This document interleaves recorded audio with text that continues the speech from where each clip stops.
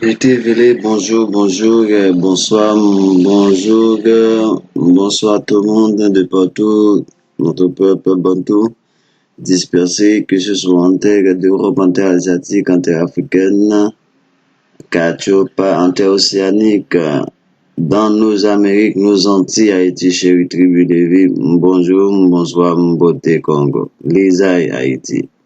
Donc, réel plaisir de vous retrouver encore une fois pour la suite de notre numéro concernant le pectoral, comme nous l'avons annoncé, concernant le drapeau haïtien qui représente ce qu'on pourrait appeler dans le temps le pectoral du grand sacrificateur Aaron. Donc, nous voilà de retour pour étudier avec vous de fond en comble cette partie, mais n'oublions pas que nous avons abordé des véritables questions concernant les éléments qui incluaient dans ce qu'on pourrait appeler le pectoral. Nous avons parlé de l'Urim, nous avons parlé de Tumim, qui n'est autre que des éléments du pectoral qui représentent tant la lumière que la perfection, tant la révélation que la vérité. Donc, révélation de la vérité, la perfection dans la lumière.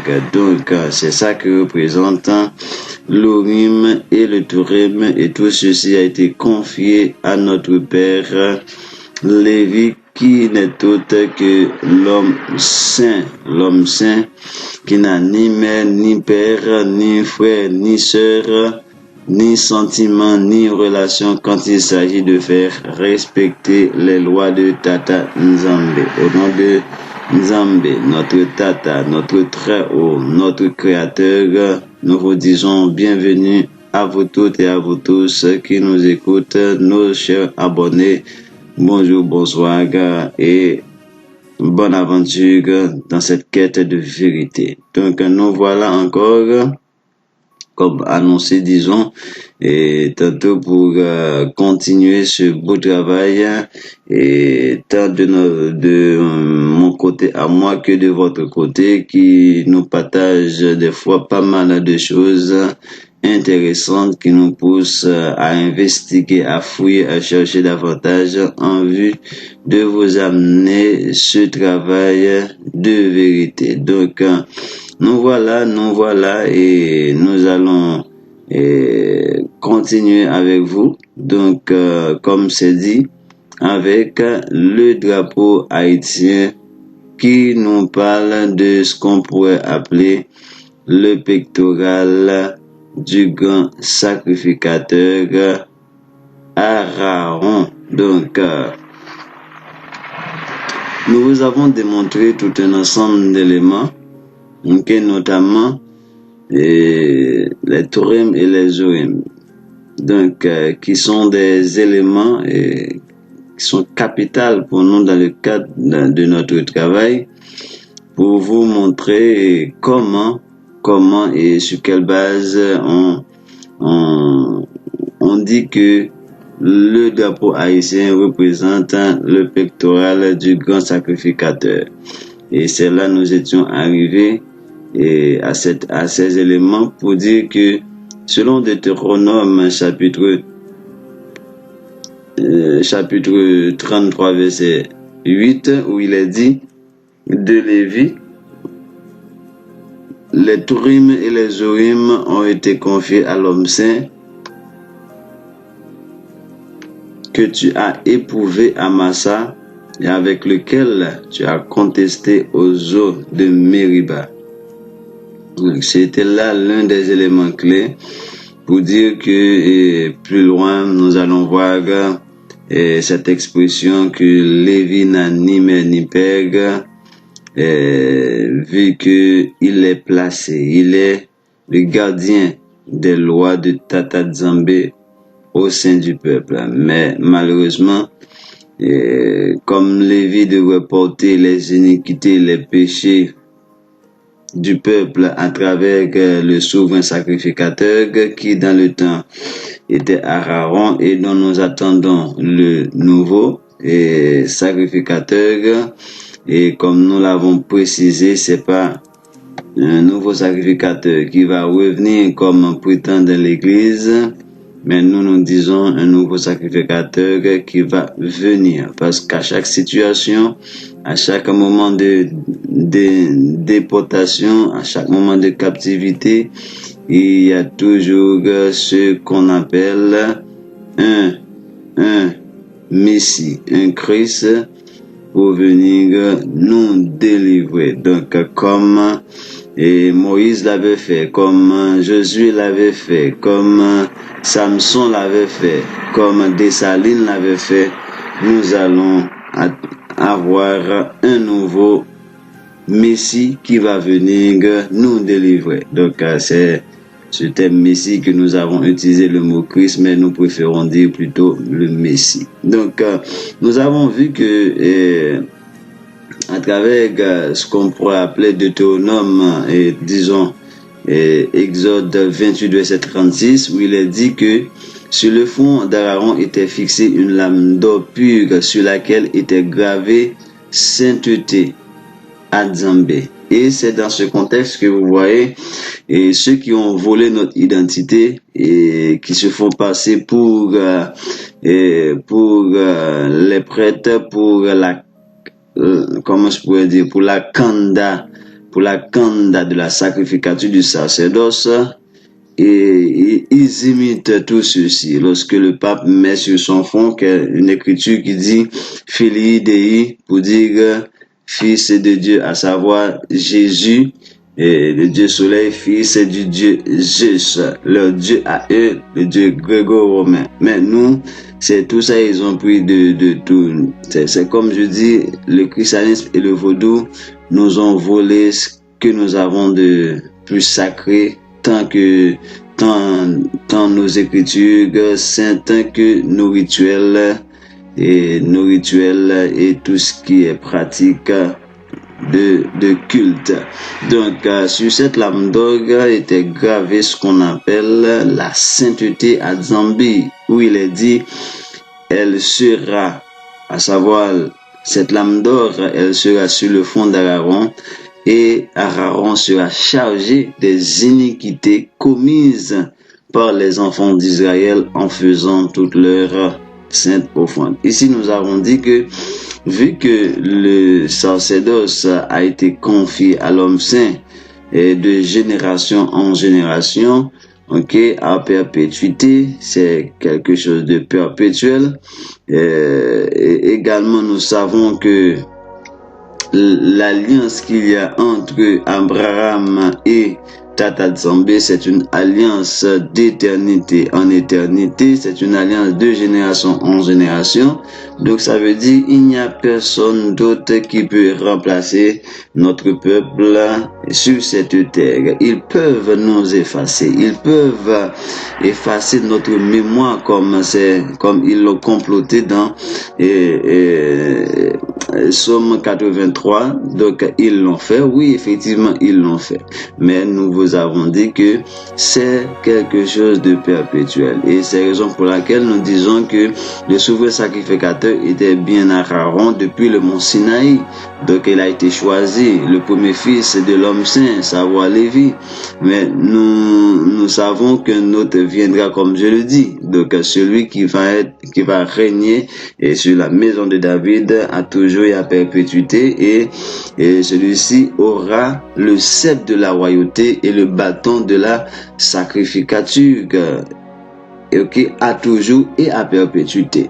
Donc ça veut dire que c'est quelque chose qui est confié à nous-mêmes. Cette question de l'Église remplace Israël, isolé, ou du moins le Vatican remplace ce qu'on appelle la classe des prêtres, des lévites. C'est du faux et du totalement faux. C'est de l'illusion pure et simple. C'est pour vous amener à faire adorer ce qu'on pourrait appeler l'élite la Vierge Marie, comme vous le voyez aujourd'hui dans les églises, dans les synagogues de Satan. Donc voilà, donc nous n'allons pas trop reprendre, mais nous avons dit au niveau de ce qu'on appelle les 3 éléments clés que nous avons vu avec vous, c'était le pectoral, et sur ce pectoral, le pectoral où il y avait les 12 tribus gravées sur le pectoral et que portait Aaron, toujours de la présence de Tata Zambé, et ce qui chargeait Aaron des péchés, des iniquités de tous ces tribus-là. Et voilà pourquoi maintenant nous avons parlé que c'était confié à nous les révélations de la vérité, c'était confié à nous la lumière de la perfection. Et nous avons dit, et pour clôturer le numéro précédent, que Haïti est le porteur par excellence des éléments des lumières de liberté. Donc, la perfection même, et le désalinisme qui est le plan de développement, le plan de gouvernance, le plan de comment dirais-je, de monarchisme et de l'Empire d'Haïti n'était autre que le boussole qui devrait nous conduire à la perfection. Et ceci, lorsqu'on lit les actes et les lois de Dessalines, on pourrait constater tout ça, et tout ceci a été consigné dans ce qu'on appelle l'acte de l'indépendance haïtienne et la constitution impériale d'Haïti du 20 mai 1805. Donc voilà, maintenant, aujourd'hui, ce que nous allons voir avec vous n'est autre que un ensemble d'éléments qui fait parler, qui montrent, qui parlent par eux-mêmes, et vous allez vous-même le constater. Et dans le numéro que nous avons déjà fait, et ce numéro qui concernait le tout premier numéro de Vérité Révélée, qui parlait de ce qu'on appelle le drapeau, les secrets du drapeau haïtien enfin révélé, nous avons parlé de tout un ensemble d'éléments. Mais en reprenant cette rubrique qui concerne la toute première rubrique, la rubrique A de Vérité Révélée, qui a été fait en texte, maintenant nous sommes en train de faire ça en non seulement des images, des textes, mais beaucoup plus élaborés avec de la voix. Donc voilà pourquoi nous avons encore commencé par le drapeau haïtien, parce que c'est l'essence de notre bataille même, c'est de réveiller notre peuple. Malheureusement, on n'a pas le choix de faire ce numéro en français, comme pour des auditeurs qui me demandent de parler créole. Oui, je travaille pour le peuple bantou, en particulier pour les Haïtiens, parce que c'est eux qui doivent se réveiller pour libérer le peuple noir, pour libérer l'humanité même. Mais le problème est que notre peuple, qu'on appelle le peuple bantou, qu'on veut réveiller, c'est pas seulement la nation haïtienne. Nous sommes une multitude de nations, comme ça a été prophétisé à Abraham. De fait, nous avons beaucoup de nations de notre peuple qui parlent, qui sont francophones, avec ce qu'on appelle cette bête immonde qui qui a sémé dans notre, encore on dit, dans gagan nous. Donc on n'a pas le choix de parler en français pour que les autres nations qui nous concernent de notre peuple peuvent nous comprendre, et notamment la France, l'Afrique, je vous dis, il y a près de 27 pays francophones, donc on n'a pas le choix, et on fait l'émission en français. C'est pas que moi je parle français, moi je le dis toujours, je ne parle qu'une langue qui n'est autre que le créole. Le français, je ne fais qu'utiliser le français à degré moins de l'anglais et l'espagnol à degré moindre encore. Donc, mais et c'est juste le contexte. Donc, nous avons vu tout ça, nous avons vu tout un ensemble d'éléments. Mais aujourd'hui, qu'est-ce qu'on va voir? On va voir, et je vais laisser ça à faire dans un numéro spécial. Et lorsqu'on va entrer d'emblée dans l'étude de cet Israël, État d'Israël de la Palestine, je vais faire ce numéro qu'on parle de la 13e tribu. Mais aujourd'hui, on va rester toujours comme je le dis, et en image, vous avez vu que j'avais mis le chiffre 12 dans une image qui concerne le drapeau, et dans une autre image, j'avais mis le pectoral et le drapeau haïtien pour parler des 12 tribus qui sont gravées tant sur le pectoral, comme nous l'avons dit, et également on retrace ces 12 tribus dans le drapeau haïtien, plus particulièrement dans ce qu'on appelle les armoiries du drapeau haïtien. Donc, il y a beaucoup d'éléments qu'on pourrait vous parler. Nous avons touché les 2 trompettes qui sont les 2 trompettes d'airain de Nombre chapitre 10 et d'airain battu qui a été commandé à ordonner à Moïse de faire pour des événements comme quand on va à la guerre, quand il y aura convocation solennelle pour les fêtes, la nouvelle lune, les sabbats et les fêtes de réjouissance, tout et tout. Donc, et c'était la raison pour laquelle ce ne sont que les Lévites qui peuvent sonner les trompettes et de fête. Et voilà pourquoi en Haïti, on se rappelle dans les temps passés, dans les temps un peu lointains par rapport à aujourd'hui, et nous sommes un peuple qui utilise beaucoup ce qu'on appelle le lambi pour faire des rassemblements, surtout ceux qui vont faire ce qu'on appelle des journées de travail de la terre. Donc ils se rassemblent par les lambis pour sonner de la lambi. Qu'on est lambi, on dit en créole qu'on est lambi. Ok, donc voilà. Donc nous avons également le doum, cette cymbale, et qui n'est autre que l'image même de nos festivités, parce que les trompettes doivent être sonnées quand par exemple, quand il y a des festivités. Voilà pourquoi on a le cymbale, qui n'est autre que des éléments qui concernent les écritures rapportées par la Bible. Donc, je dis, nos écritures ont été rapportées par la Bible parce que les écritures qui parlent du peuple d'Israël n'appartiennent pas à la Bible. La Bible ne fait que recopier nos écritures volées en terre d'Afrique, volées au Congo, en Kibundu, pas Kibundu, non, en Tombouctou, au Mali, en Égypte, en Éthiopie. Voilà, c'est de tout ça qu'ils ont formaté cet ouvrage pour venir nous esclavagiser, nous coloniser. Donc, c'est pourquoi je dis maintenant, et je commence à encore perfectionner mes thèmes par rapport à la Bible. Et si vous m'entendez dans les premières vidéos parler de la Bible qui est un ouvrage falsifié, je ne dis plus jamais ça, parce que la Bible n'est pas un ouvrage falsifié. La Bible est un ouvrage bien formaté, bien organisé par nos ennemis pour nous exterminer. Mais tout ceci a été fait à partir de nos propres écritures. Et selon Joël chapitre 3 verset 6, vous avez volé ce que j'avais de plus précieux, vous l'avez amené dans vos temples. Et Jérémie de dit que c'est en vain qu'on met à l'œuvre la plus mensongère des scribes.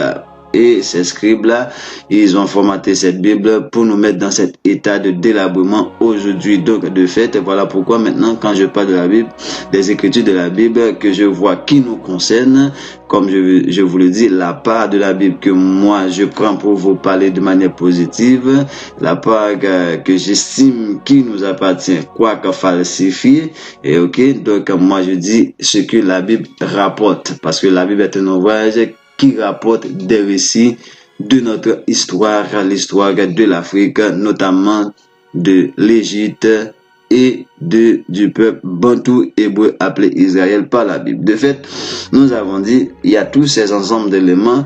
Les 2 trompettes, c'est pour des festivités également, les nouvelles lunes, les pleines lunes, donc et toutes les fêtes données selon Lévitique chapitre 23. De fait, si c'est pour des festivités, et également il y a les dômes. Voilà pourquoi les Haïtiens, on a même le raga qui n'est autre que la festivité pour marquer le nouvel an. Voilà pourquoi lorsque vous voyez la fête des ragas, c'est pour marquer le nouvel an, et le nouvel an qui ne commence que après le solstice d'hiver, vers les mois mars, mi-mars, comme ça. Donc voilà. Donc aujourd'hui, nous avons dit, nous allons nous arrêter sur quoi? Sug, et Sug, nous allons voir, parce que je pensais même aller dans Nombre pour parler de Lévi. On va pas encore entrer dans Lévi. Ça va être le prochain numéro pour clôturer avec Lévi. Mais aujourd'hui, nous allons voir le chiffre 12 comme c'était prévu. Et par la suite, de nouveaux numéros. Dans le prochain numéro, on va voir la 13e tribu. Et c'est là, je vais entrer un petit peu dans Nombre avec vous pour voir Lévi qui a été choisi. Et de là, nous allons comparer cela avec ces usurpateurs de la Palestine qui nous ont volé notre identité. Encore eux-mêmes qui nous ont mis dans l'esclavage prophétisé par Deutéronome 28, verset 68 et notamment dans l'ensemble, verset 15 à 68. Aujourd'hui, nous allons voir le chiffre 12. Nous allons faire un petit exercice ensemble et parce que nous allons essayer de toucher 3 éléments du drapeau pour vous parler du chiffre 12. Parce que on dit que quand vous avez 2 témoins, 3 témoins, la chose est certaine, peut être validée. Donc, selon nos lois, selon la loi que Tata Nzambe nous avait donné par le biais de notre législateur Massa. Massa, c'est vous dire Moïse. L'eau. Donc, et parce qu'il y a des gens qui disent, oh, on ne veut pas dire Jésus, mais on reste à dire Jean, blablabla, Moïse. Oui, on a tous les thèmes pour qualifier ces gens dans nos langues à nous, sans les dire. Mais on met l'accent sur ce Jésus parce que c'est ce Jésus que notre peuple adore dans les églises. Nous les faisons savoir qu'ils adorent Lucifer sans même le savoir, avec la Vierge Marie, Lilith, la première femme d'Adam. Donc, le chiffre 12, nous allons voir. Et tout d'abord, je dis, nous allons voir 3 éléments clés. Parce que, avec encore, nous allons démarrer avec le palmier. Et nous avons vu dans le premier numéro de Vérité Révélée, les secrets de Dapoissé enfin révélés, comme je dis, nous avons vu le petit bonnet. Donc, le petit bonnet, il y a plusieurs trucs qui se disent sur le petit bonnet. Mais nous vous avons démontré dans Lévitique 8, verset 13 et notamment Exode 28, verset 40, nous vous avons démontré le bonnet représente notre fierté, notre dignité, la parure. Et donc, c'est pourquoi vous voyez qu'il y a même des armoiries où l'on vous présente ça avec le bonnet et d'autres non pas avec le bonnet. Ça, je pourrais vous le dire en passant et dans d'autres numéros, mais on va pas trop s'attarder là-dessus aujourd'hui. Mais on va juste commencer par encore le palmier que nous vous avons dit qui symbolise et qui par définition signifie qui symbolise justice et voilà pourquoi que je vais vous dire ça, juste prendre ça comme juste une brève flash information. Et le palmier en Haïti, et on a toujours tendance de voir des serpents sur les palmiers. Pourquoi? Parce que c'est pourquoi il y a même un drapeau haïtien où on met le palmier avec 2 serpents enroulés, les 2 serpents de la médecine. Donc nous aurons un numéro à faire là-dessus. Le serpent est-il symbole de Lucifer ou symbole de Tata Nzambe? Nous allons faire cela pour vous. C'est annoncé, c'est un numéro chaud. Donc, mais c'était juste pour vous dire que effectivement généralement il y a toujours des serpents sur le palmier. Et quand vous allez dans, parce que je vais pas vous laisser en l'air comme ça, donc mais quand vous allez dans Genèse chapitre 49 à partir du verset 17, vous allez voir que comme on a vu dans Josué et dans Juge 4 verset 5, et comme on a vu dans Psaume 92 verset 12 que le palmier c'est symbole de justice, également quand vous allez dans Genèse chapitre 49, vous allez voir que le serpent c'est symbole de justice, symbole de jugement. Voilà pourquoi vous voyez souvent des serpents sur le palmier. Donc c'est pas une question de comme les gens disent en haïtien, c'est pas une question de diable, blablabla. Bla, bla.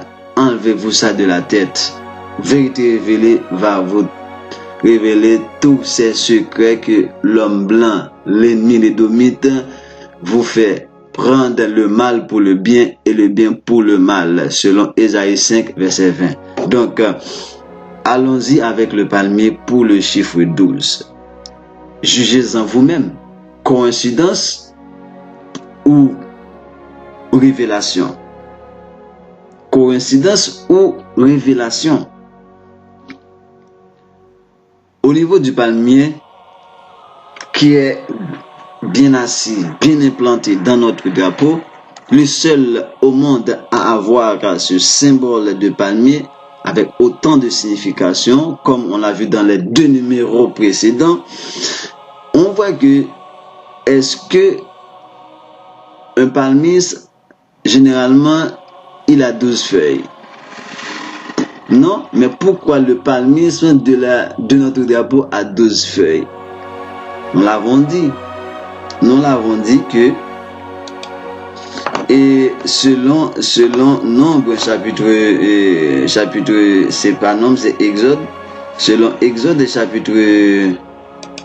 chapitre 28, versets 11 et 12, nous l'avons vu que les noms des fils d'Israël doivent être gravés sur le pectoral, que portait Aaron. Je vous lis ceci. Tu graveras sur les 2 pierres les noms des 12 fils d'Israël, comme on grave les pierres et les cachets. Tu les entoureras de montures d'or. Tu mettras les 2 pierres sur les épaulettes de l'étoffe en souvenir des fils d'Israël. Et c'est comme souvenir car Aaron porta sur leur nom devant Tata Zambé sur ses 2 épaules. Ça c'est Exode 28 verset 11 et verset 12. Les noms doivent être gravés. Sur quoi? Sur le pectoral. Sur quoi? Sur les 2 pierres. La pierre qui représente l'Urim, la pierre qui représente le Tumim. Donc, et ici, on a effectivement, dans le palmier, regardez avec moi, nous avons 12 feuilles de palmier. Prenons vers la droite. 1, 2, 3, 4, 5, 6. Vers la gauche. 1, 2, 3, 4, 5, 6. 12.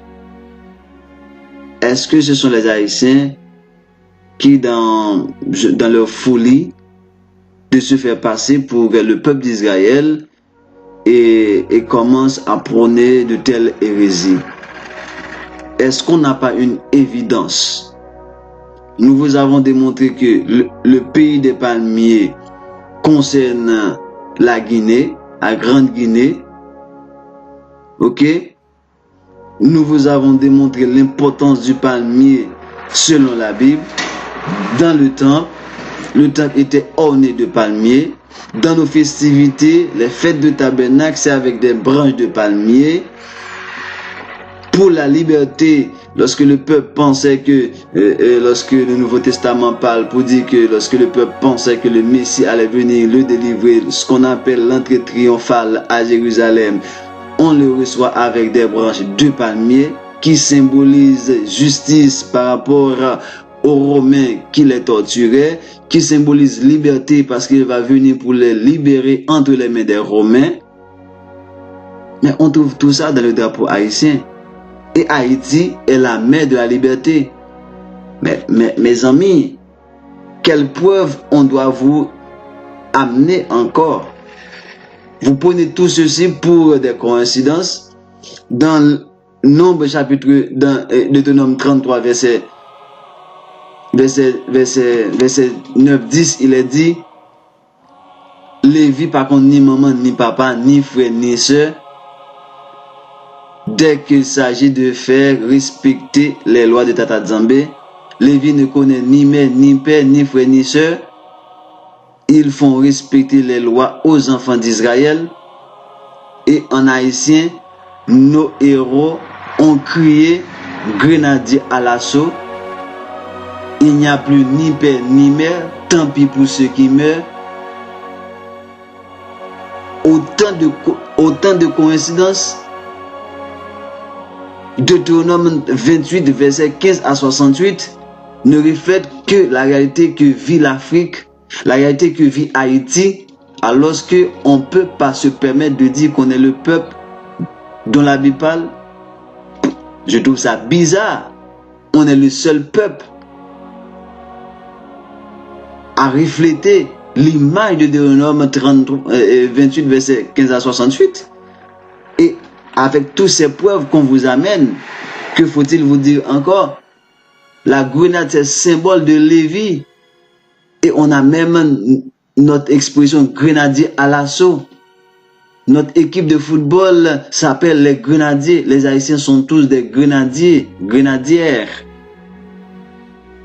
Enfin, et on vient de vous prouver que tout comme les noms des 12 fils devraient être gravés sur le pectoral du souverain sacrificateur, les voilà ici gravés avec le palmier 12 branches dans le drapeau haïtien. N'est-il pas logique de dire que le drapeau haïtien n'est autre que le pectoral du grand sacrificateur? Pourquoi? Parce que ce qui a été confié à toujours et à perpétuité de génération en génération. Ça veut dire quoi qu'on est en dispersion, quoi qu'on est en état de délabrement, en perte de mémoire de notre identité, mais les choses sont au milieu de nous et c'est ces choses qu'on est en train de récupérer, qu'on est en train de retrouver, qui nous met dans un état de réveil maintenant, parce que le peuple doit sortir de son aliénation, le peuple doit sortir tout comme on était sorti lors de l'Égypte ancienne avec Moïse, mais nous allons sortir également. Pour sortir, il faut qu'il y ait ce réveil par rapport à quoi? Le retrouvail de notre identité, et c'est ce qui est en train de se faire. Et là, nous trouvons que tout comme dans le pectoral, il y a les 12 fils qui sont gravés, les 12 tribus sont gravés dans le pectoral, eh bien, nous voilà, et je vous avais démontré l'image de la femme qui porte, et tout comme dans le pectoral, derrière et Max Beauvoir, nous vous avons démontré, regardez encore cette image. C'est symbole du pectoral. Regardez le pectoral. Regardez l'image. Qu'y a-t-il de différence? Regardez les gens de Rara qui portent des vêtements. Regardez l'image des vêtements du grand sacrificateur. Coïncidence ou illusion? Ou vérité révélée? Donc, nous vous disons, le palmier porte 12 branches, symbole des 12 tribus d'Isolélé gravées dans le pectoral haïtien, qui n'est autre que le pectoral de Lévi, du grand sacrificateur. Nous allons prendre maintenant un autre élément. Ça, c'est le premier élément, les feuilles du palmis. Donc, regardez. Du côté droit du palmis, on a 3 piquets et 3 drapeaux. Du côté gauche, on a 3 piquets, 3 drapeaux. 3 drapeaux, ça donne 6. 3 piquets, ça donne 6. Encore le chiffre 12. Que ça vous convainc ou pas, ça nous est égal. Le chiffre 12. Le chiffre 12. Et regardez les drapeaux. D'ailleurs, regardez les mâts du drapeau. Les mâts du drapeau représentent des armes comme les piquets. Ça veut dire c'est juste que on met à travers les piquets le mât du drapeau. Mais c'est juste pour dire c'est tous des piquets là. Donc c'est 12 piquets qu'on a, ok? 6 avec des mâts de drapeau et 6 sans mâts avec des drapeaux, 6 sans drapeau. Donc ça nous donne 12 encore, le chiffre 12.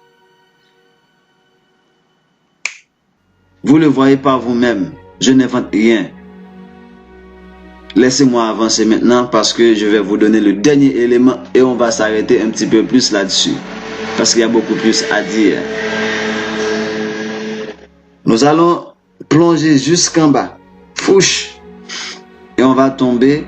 Nous n'allons pas parler de tous les autres éléments parce que les autres éléments là, bon, on voit les lances et par exemple, lorsque je dis piquet, tantôt c'est les lances, on voit les, comment on appelle ça, les ancres des bateaux là, ça symbolise l'esclavage. Deutéronome 28 verset 68. Mais maintenant on va descendre avec les boulettes. Avec les boulettes, il y a une particularité que je vais vous montrer et c'est là, je devrais faire les boulettes avec ce qu'on appelle la 13e tribu. Mais on va reprendre cette partie de la 13e tribu un petit peu. Mais je vais élaborer pour parler des chiffres 12. En comptant les deux côtés droit comme de côté gauche, on retrouve 12 boulettes. Comptez par vous-même. Et vous allez me dire, mais ça fait 24. Mais c'est 12-12. 12 de chaque côté. Ça symbolise déjà les 12 tribus. Mais les 24 que ça va donner d'ensemble, ça va donner les 24 classes des sacrificateurs. Selon 1 Chronique chapitre 24. Et également les 24 vieillards. Voilà pourquoi on a 12-12. Mais ce qu'il y a de plus épatant dans ce chiffre 12 avec les boulettes, regardez comment c'est assemblé les boulettes. C'est là que je vous ai dit, c'est là l'essence même de ce numéro. Et après ceci, s'il vous plaît, allez faire vos propres recherches, mais me posez la question. Quelle évidence j'ai de dire que nous sommes la tribu de Lévi? Quelle évidence de dire que Haïti représente la tribu de Lévi? Parce que lorsqu'on dit Haïti est la tribu de Lévi, ça ne veut pas dire que toute la tribu de Lévi est en Haïti. Nous vous avons déjà lu Ésaïe chapitre 60 et chapitre 6 qui dit que nous allons être déportés, mais le dixième, un dixième qui va rester, le 10% qui va rester, il va être encore détruit par les maladies, les famines, les catastrophes. Ça veut dire la déportation dans l'ensemble concernait 90% du peuple bantou hébreu, que ce soit vers le monde musulman qui a commencé cette barbarie, que ce soit vers le monde atlantique avec les blancs européens, le monde musulman avec les Ismaélites et ses acolytes. Donc ça veut dire on est à 90% déportés. Et le reste 10%, ils sont en train d'être exterminés comme vous le voyez en Afrique aujourd'hui. Maintenant, nous disons avec la tête négrière, généralement avec la tête arabo-musulmane, il y a des lévites qui sont tombés en Inde un peu partout. Ok? Mais avec la tête atlantique, c'est parce que c'est la majorité des lévites qui vont être déportés d'Afrique et on va placer ce peuple, cette tribu sur la terre, sur l'île d'Haïti.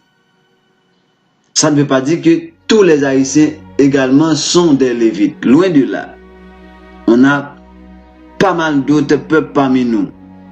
Et notamment nos frères qui forment le peuple bantou hébreu avec nous, les Kamites, les Égyptiens, les Couchites, les Éthiopiens. Ils sont des nôtres, c'est le même peuple.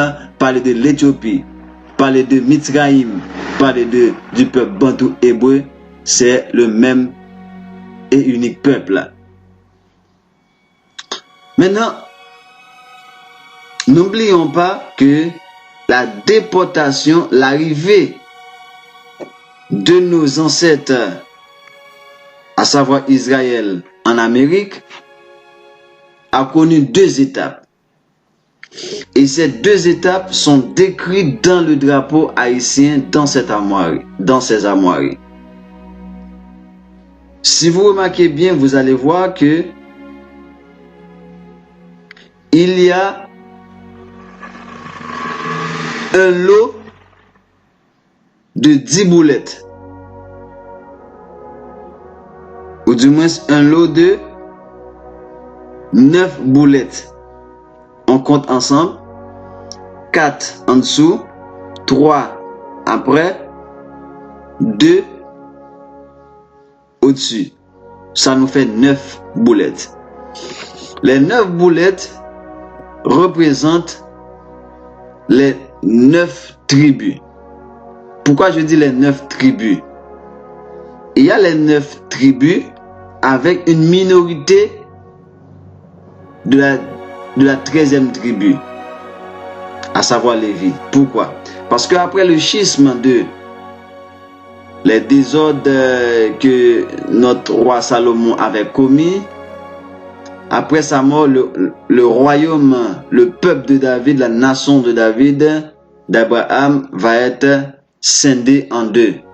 Tout comme on a eu cette même représentation, voilà pourquoi Salomon eut à dire: il n'y a rien de nouveau sous le soleil, ce qui a été, c'est ce qui sera, ce qui se faisait, c'est ce qui se fera. C'est comme je l'ai toujours dit, tout comme il y a eu, nous avons connu des captivités et la libération, ça viendrait toujours à partir de la captivité. Voilà pourquoi je dis, en étant en captivité aujourd'hui, en dispersion, la libération de notre peuple va venir de ce qu'on pourrait appeler aujourd'hui la diaspora. Ok? Donc, c'est la même chose que, et lorsqu'on déportait le peuple, et lorsque le pays a été divisé, on dit généralement 10 tribus est allé vers le nord pour former le royaume du nord, le royaume d'Israël. Mais en réalité, c'est 9 tribus. Et 2 autres tribus est allé vers ce qu'on pourrait appeler vers le sud pour former le royaume du sud. Mais lorsque dit en réalité c'est 9 tribus, c'est lorsqu'on prend les fils de Jacob en général. Mais lorsqu'on prend les tribus, c'est effectivement 10 tribus. Parce que Joseph va être divisé en 2. Ce lot qui représente les 9 fils, mais à l'intérieur de ces 9 fils, c'est 10 tribus. Ok? Parce qu'il y a Joseph qui est devenu Manassé et Ephraïm. Donc dans ce lot de 9 fils, dans ce lot de 9 boulettes qui représentent les 9 fils, on peut parler de 10 tribus. Parce que Joseph qui est dedans, il est représenté par Ephraïm qui d'ailleurs est le chef. Parce que c'est Ephraïm qui a bénéficié du droit d'aînesse que Rouben a perdu par sa faute en couchant la femme de son père, en souillant le lit de son père. C'est Joseph en tant que l'autre fils aîné de Rachel qui va bénéficier de ces droits d'aînesse et de cette toute bénédiction qui sont liées. Et Joseph, au lieu de recevoir ça, Yacouba va donner cela au petit-fils de Joseph, à savoir Ephraïm, qui devient la maison d'Ephraïm en parlant du royaume du nord, les 10 tribus. Et à l'intérieur de toutes les tribus, on trouvait les Lévites qui avaient en général près de 48 villes.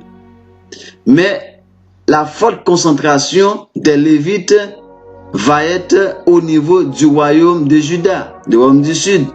Pourquoi? Parce que c'est au niveau de Juda que se trouvait ce qu'on pourrait appeler aujourd'hui le palais législatif, le palais national. Juda, c'est en Juda qu'on retrouve la véritable capitale qui n'est autre que Salem. Je ne dis plus Jérusalem. Jérusalem, c'est pour les Juifs barbares. Je dis Salem. Et c'est là qu'on parle de Melchisédek comme roi de Salem. C'est ce même Salem. Je ne vois pas comment ça devient Jérusalem. Pour mettre Jébuse, leur dieu. Jébus, c'est le Dieu, un Dieu européen. Voilà pourquoi, au lieu de dire Salem, ils ont transformé Salem en Jérusalem. Nous rejetons ce qu'on appelle Jérusalem. Tout comme je vous dis, on rejette également Israël pour parler de isoler les peuples bantous hébreux. On rejette Jérusalem pour parler de Salem. Et le véritable Salem se trouve en Haïti. Et bientôt, vous allez voir de vos yeux.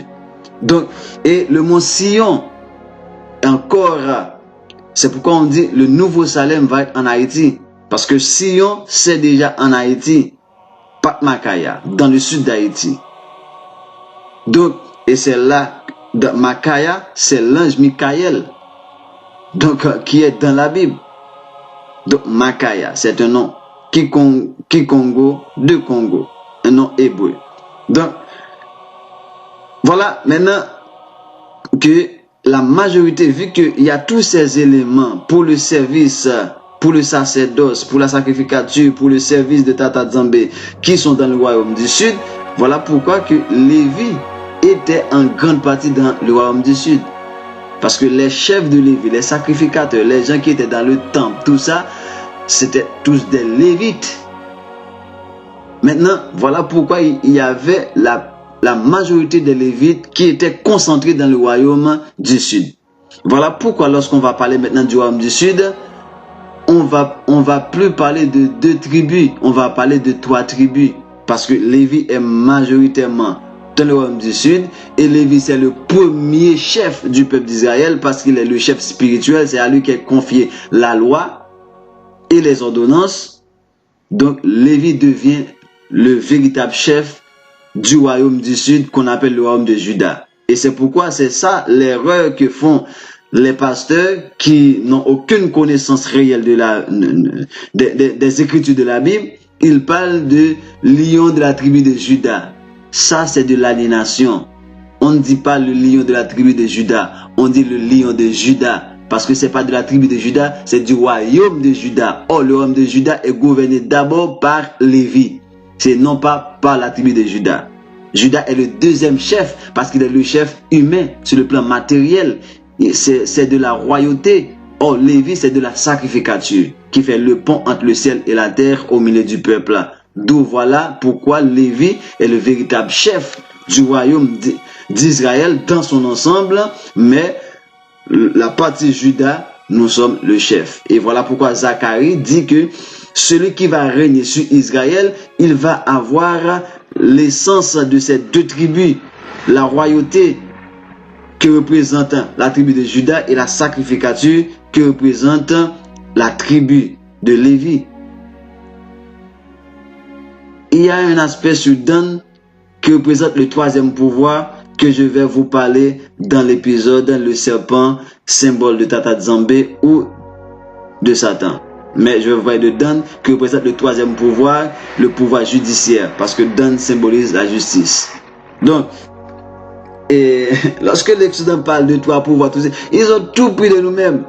Les 3 pouvoirs, pouvoir exécutif, c'est Juda, la royauté, pouvoir législatif, c'est Lévi, et pouvoir judiciaire, c'est Dan qui symbolise le serpent. Ok? Donc, et voilà, nous disons que Lévi en grande partie dans Juda, et Zacharie 6, verset 12-13 va en parler.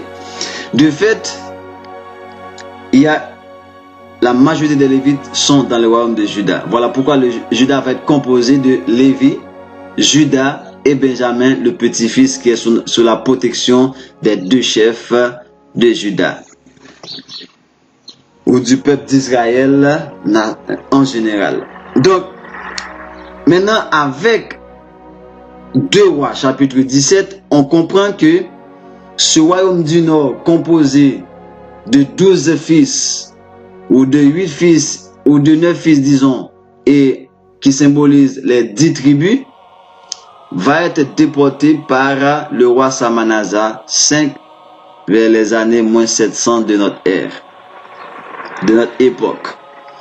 Et c'est après cette captivité, nous vous avons dit selon 2 Esdras chapitre 13, à partir du verset 40, que après cette captivité, le pays, parce que dans le temps, lorsqu'on prend un peuple dans son territoire pour le déporter, on l'épapille à travers d'autres peuples.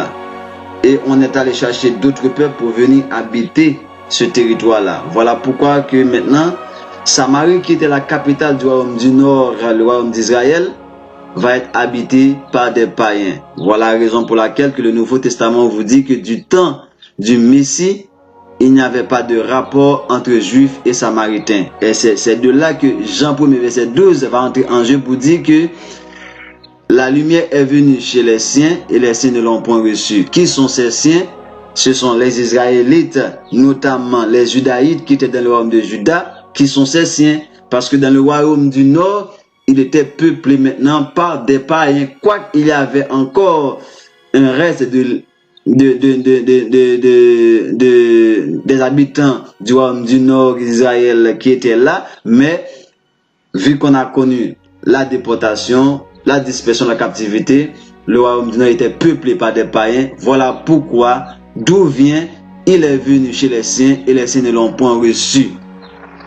Voilà pourquoi lorsqu'il envoyait dans Matthieu chapitre 10 d'aller faire des missions, il a dit: n'entre pas dans la maison des païens, allez trouver des maisons des fils d'Israël, parce qu'il est venu que pour les fils d'Israël. Je n'ai été envoyé qu'aux brebis perdues de la maison d'Israël. N'entrez pas chez les païens.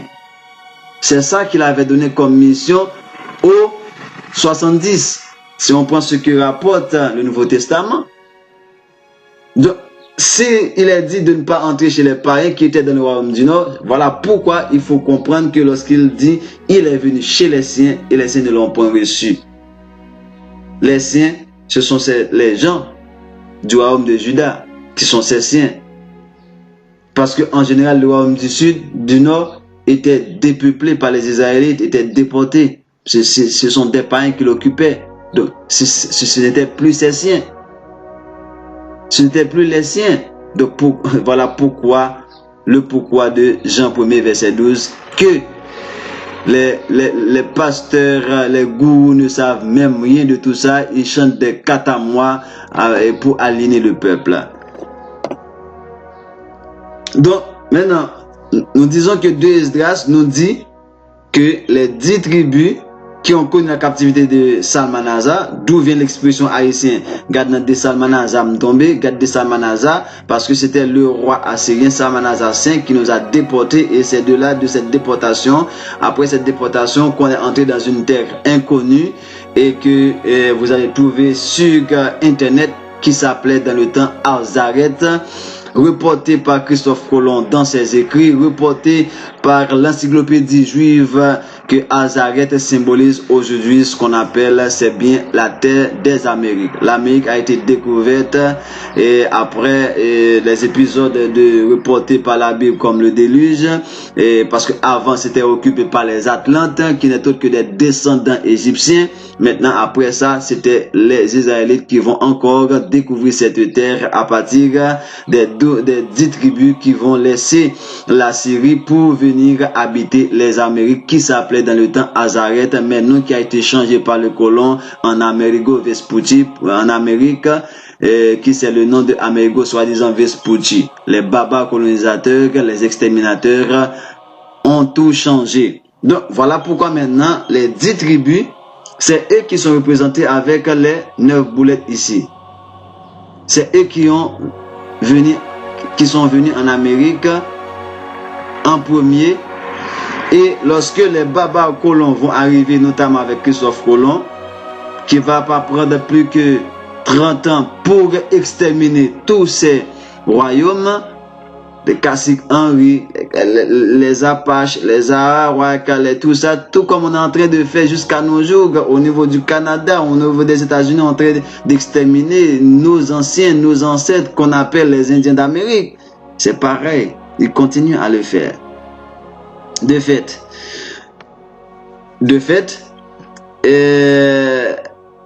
après avoir exterminé ces gens qui étaient des savanes, je sais pas, Ouf, des cupides, comment les qualifier encore? Je ne vois quoi. Assoiffés de richesse, assoiffés d'orgue. Ils ont exterminé nos ancêtres. Voilà pourquoi Bartholomé de las Casas va leur recommander d'aller en Afrique chercher leurs frères pour venir continuer le travail. Pourquoi Bartholomé a dit d'aller chercher leurs frères? Parce qu'il savait que ces enfants, ces gens-là qu'on trouve en Amérique, qu'on appelle les Indiens d'Amérique, n'étaient autres que des gens venus d'Afrique. Donc, aller chercher leurs frères qui sont restés en Afrique pour continuer le travail, pour nous trouver de l'or. De l'or, de l'or. Et c'est de là que on va intensifier la traite négrière dans son vrai sens, parce que c'est quelque chose qui a été déjà commencé depuis les années 441, mais avec vers les années 1500, avec cette déclaration de Bartholomé de las Casas, et la première cargaison de nos frères va arriver en Haïti sous le gouvernement d'Ovando, selon l'histoire d'Haïti, page 30, et c'était en 1503, la première débarcation de nos frères en Haïti notamment. Et ces frères-là, qui n'est autre que le royaume du Sud, qui était encore en Afrique, notamment au Congo, parce que c'est le Congo qui symbolise le royaume du Sud.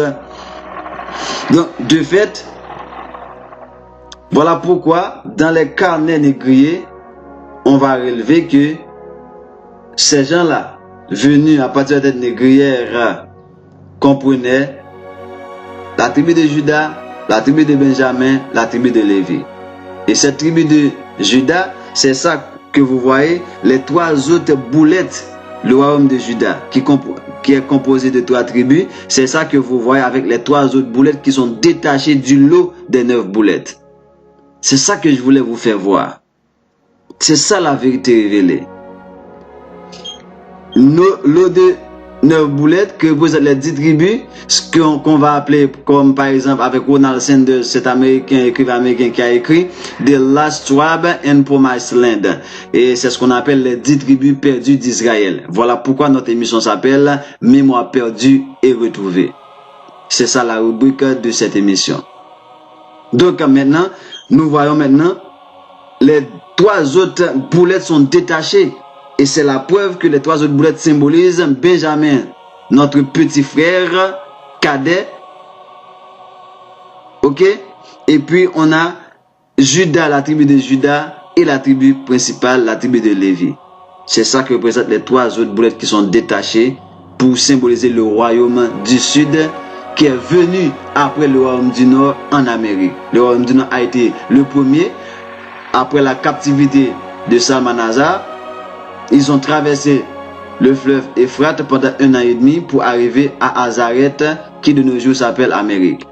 Et avec l'arrivée des colons, Christophe Colomb notamment, après les avoir exterminés, Bartholomé de las Casas va recommander d'aller chercher leurs frères qui restaient en terre d'Afrique. Voilà comment maintenant on va amener les 3 autres tribus, que c'est le royaume de Juda, composé de Benjamin, Lévi et Juda. Voilà ce qu'explique le drapeau haïtien. Et après, vous allez me demander des preuves. Comment on dit qu'on est Israël? Comment on dit on est des Lévites? Si vous n'arrivez pas à comprendre cela, c'est que vous n'êtes pas fait pour comprendre cela. Point barre. Si vous n'arrivez pas à comprendre que le drapeau haïtien, c'est le pectoral du grand sacrificateur, avec les 12 tribus gravées dans son sein, donc c'est que ce message n'est pas fait pour vous. Passez outre. Mais laissez ceux à qui ce message s'adresser de pouvoir bien le savourer. Je ne vais pas trop m'attarder, je vais vous laisser avec ça comme un dernier goût, ok, délicieux dans votre bouche, de voir que avec le drapeau haïtien, les boulettes que vous trouvez en 2 parties, un lot de 9 boulettes qui symbolisent les 10 tribus perdues d'Israël qui ont pour la première fois débarqué en Amérique après la captivité de Salmanasar, d'où vient l'expression haïtienne je tombe dans de Salmanaza. En haïtien, on dit garde de Salmanaza, garde de Salmanaza, garde de Salmanaza me tomber. Donc c'est de là que vient aller vérifier dans 2 Rois chapitre 17. Vous allez voir par vous-même. Dans 2 Esdras chapitre 13, à partir du verset 40, vous allez voir par vous-même. On ne vous raconte pas des fables ici. On vous donne des choses qui sont révélées. Donc parce que nous avons quoi? Nous avons la clé de la révélation Lévi. Parce que on dit Tumim symbolise la révélation. Ok? Tumim, Urim, c'est la révélation, c'est la vérité, c'est la lumière. Donc c'est ce qu'on symbolise. Donc c'est à Lévi de vous apporter ces vérités. Donc la partie Lévi qui est en moi, car je vous le dis, moi je ne suis pas purement israélite parce qu'il y a le sang Édom dans mes arrière-parents. Mais la partie Lévi qui prédomine en moi, c'est ce qui vous apporte ce message. Et je vous apporte ce message, je le dis, c'est pas pour, mais c'est même pas pour tout le peuple d'Israël, c'est pour un tiers. Donc le 2 tiers, passez outre, laissez-nous tranquilles. Laissez-nous faire notre travail. On n'a pas le temps pour discuter. On n'a pas le temps pour débattre. On n'a pas le temps pour entrer dans des discussions futiles. Non, laissez-nous faire notre travail. Ok? Nous n'avons pas choisi nous-mêmes de faire ce travail et personne ne nous a donné ce travail à faire. Comme je le dis tantôt, notre seul chef, notre seul patron n'est autre que Tata Nzambe. Donc, le drapeau haïtien, c'est bien le pectoral du grand sacrificateur, c'est bien le pectoral de Lévi, c'est bien le pectoral d'Aaron. Nous sommes véritablement le peuple d'Israël et haïtien, c'est notamment les Lévites en grande partie qui sont en Haïti. Je lis pour vous ce dernier passage pour dire que, écoutez ceci, prends une lame d'or et sur cette lame était, ok, donc on dit que sur le fond d'Aaron, selon Exode 28 verset 36, était fixée une lame d'or pure sur laquelle était gravée sainteté à Tata Nzambe. Et il est dit, cette lame d'or sera sur le fond d'Aaron et Aaron sera chargé des iniquités commises par les enfants d'Israël. Donc, ça veut dire que c'est ça que représente les Tumim, Urim, le pectoral, et où sont gravés les 12 fils d'Israël pour sur le pectoral d'Aaron qui se présente devant Tata Nzambe pour porter les péchés du peuple. Nous vous l'avons dit, les Haïtiens, c'est eux puissance du peuple. Voilà pourquoi nous payons le plus lourd fardeau, d'où notre l'historien Hugo a dit que Haïti expie encore son péché de dignité. Haïti expie encore le fait de briser les chaînes le jour du colonialisme, la barbarie de l'homme blanc, la barbarie occidentale. Voilà pourquoi nous sommes en train de payer, parce qu'on a cassé les reins de l'ennemi, mais on ne l'a pas cassé, on l'a bloqué, mais finalement on va le casser, on va le briser définitivement selon Deutéronome 33 verset 11, on va le briser définitivement. Voilà pourquoi ils ont tout mis en œuvre, ils savent que nous allons arriver à cela, ils font tout pour que nous n'arrivons pas à nous reconnaître, à nous unir, à nous rassembler, parce qu'ils savent que rassembler le peuple bantou, laisser les Haïtiens savoir qui ils sont, ça va leur être terrible.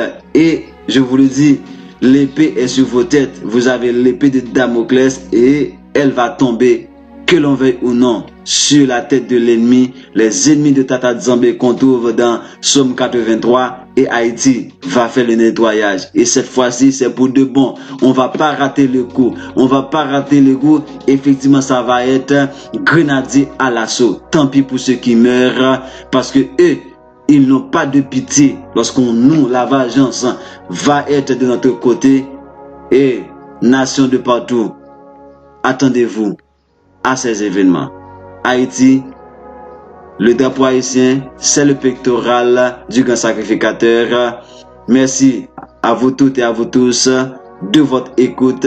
C'était votre frère Rwanza Bakota Kachopa de la cité mythique, la cité par excellence, Wakanda. Wakanda contre au Congo. Wakanda contre au Congo. Et fils d'Haïti, la terre de Lévi. Je vous aime tous.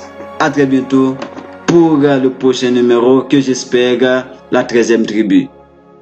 Bonjour, bonsoir, mbote à vous tous, lisaï, honneur, respect. Vérité révélée, c'est une émission d'information et d'information autour de l'identité israélienne qui vient pour but de révéler le peuple haïtien sur vraie identité. Qui est-ce qui est vrai juif yo? Qui compte 12 tribus israéliennes et qui est-ce qui occupe terre haïtien? Est-ce qu'on connaît nous c'est une tribu israélienne? Tribu Lévi. Qui secret qui caché dans le drapeau nous? Qui coulait peuple ça? Qui vrai non Christ là? Qui vrai non Amérique? Et qui est-ce qui te découvre? Pour répondre à la question ça yo, branchez émission Vérité révélée, Wapon vérité ça, après nous livre, Jean 8 verset 1.